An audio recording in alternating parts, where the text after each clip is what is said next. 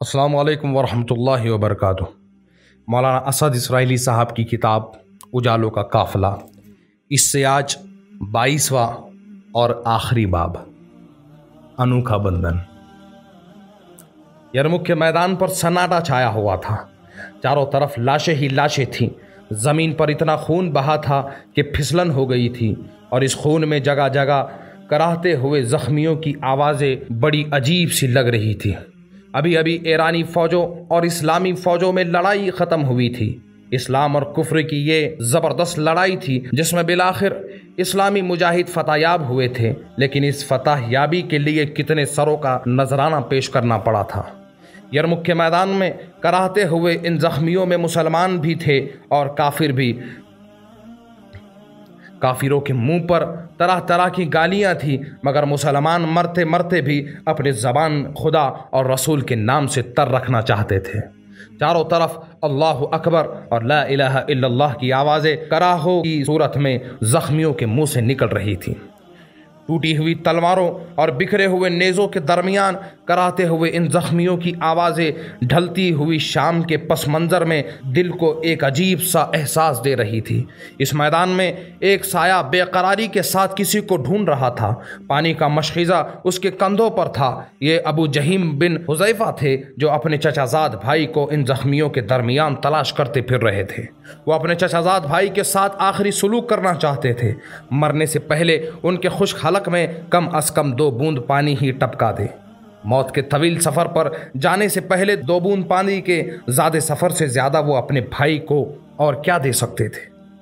کیسا خوش قسمت ہے میرا بھائی، وہ سوچتے جا رہے تھے، جس نے زندگی میں اپنے لیے کچھ بھی اکٹھا نہ کیا، سب کچھ خدا کی راہ میں قربان کر دیا، اور آج اپنی سب سے قیمتی چیز اپنی جان بھی اپنے خدا کو پیش کر دی۔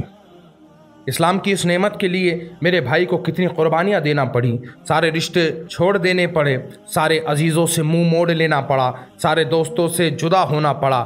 اپنوں نے اسے دھتکار دیا، دوستوں نے اسے ٹھکرا دیا۔ ابو جہیم سوچتے جا رہے تھے اور ان کی نظریں بے قراری کے ساتھ اپنے بھائی کو ڈھونڈ رہی تھی۔ اچانک انہوں نے دیکھا چند ہی قدم کے فاصلے پر ان کے بھائی کراہ رہے تھے، ان کی آنکھیں بند ہوتی جا رہی تھی اور وہ گہری گہری سانسیں لے رہے تھے۔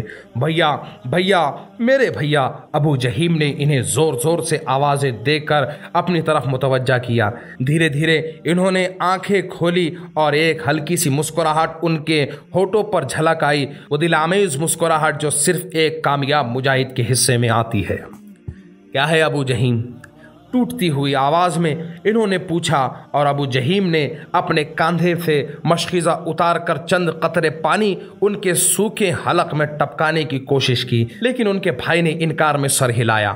ابو جہیم نے دیکھا وہ اشارے سے برابر میں پڑے ہوئے مجاہد کی طرف اشارہ کر رہے تھے۔ سوکھے حلق کی وجہ سے وہ بولنے سے قاصر تھے اور صرف آنکھوں سے اس کی طرف اشارہ کر رہے تھے۔ ابو جہیم نے دیکھا وہ ہشام بن ابی العاص تھے، زخموں سے چور چور خون میں بھیگے ہوئے۔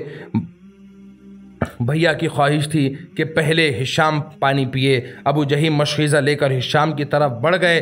ہشام ہشام ہشام بن العاص، انہوں نے دھیرے دھیرے پکارا۔ ہشام نے دھیرے سے آنکھیں کھول لی، آنکھوں میں ایک خاموش سا سوال تھا، لیجئے پانی پی لیجئے۔ ابو جہیم نے مشخیزے کی طرف اشارہ کیا۔ ہشام نے پانی پینے کے لیے منہ کھولنا چاہا، تبھی برابر سے ایک آہ کی آواز آئی۔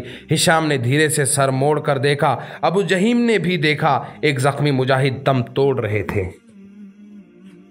پیاس کے مارے ان کے ہونٹ بالکل خشک ہو چکے تھے۔ ہشام نے انکار میں سر ہلا کر زخمی مجاہد کی طرف اشارہ کر دیا۔ ابو جہیم تیزی سے مجاہد کی طرف بڑھے، لیکن جب تک وہاں پہنچے وہ مجاہد ہمیشہ کے لیے چین کی نیند سو گئے تھے۔ ابو جہیم پلٹ کر ہشام کے پاس آئے، لیکن اب وہاں کیا تھا؟ انہوں نے ہشام کو ہلایا، جھنجھوڑا، پر ان کی روح تو ابدی سکون پا چکی تھی۔ تیزی سے وہ اپنے بھائی کی طرف بڑھائے۔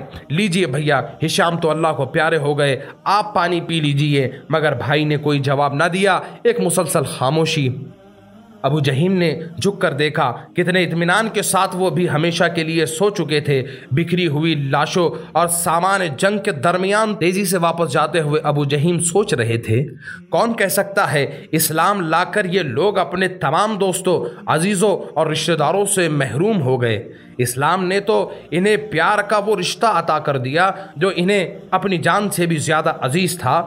گہرا اندھیرا یرمک کے میدان پر چھا گیا تھا اور اس اندھیرے میں ابو جہیم کی آنکھوں پر جلتے ہوئے چراغ بڑے دلکش لگ رہے تھے۔ وحدت ویژن میں آج بس اتنا ہی۔